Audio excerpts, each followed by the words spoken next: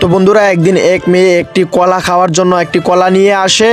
তো তারপর কলা থেকে কি যেন একটা আচানক বের হয়ে আসলো। তো এটা দেখার পর মেয়ে অনেক ভয় পেয়ে যায় আর তার ঠোঁট অনেক ফুলে যায়। ফটাফট করে ডাক্তারবাবুর কাছে চলে যায়। আর ডাক্তারবাবু কি করলো সেটা দেখার আগে তুমি যদি মেয়ে হও তাহলে ভিডিওটা লাইক করো, আর যদি ছেলে হও তো ভিডিওতে সাবস্ক্রাইব করো, আর গার্ল হলে ভিডিওটা শেয়ার করে দিও। এরপর ডাক্তারবাবু ট্রিটমেন্ট করার পরে দেখে তার ঠোঁটে অনেক কিরে লেগে গিয়েছে। ডাক্তারবাবু চিমটে দিয়ে একটি একটি কিরা বাহার করতেছে। তারপর অল্প স্প্রে মেরে তার ঠোঁটটাকে ক্লিন করে দিল।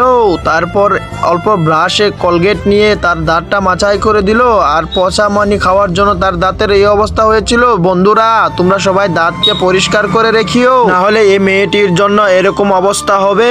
তোমরা সবাই দেখতেই পারছো দাঁতগুলি কিরকম সাফা হয়ে গেছে, আর সেই মেয়েটি আগের মতন সুস্থ হয়ে গেল। তোমরা যারা যারা দাঁতকে ভালোবাসো তারা ভিডিওতে লাইক করো, আর মেয়েটির জন্য সবাই দোয়া করো।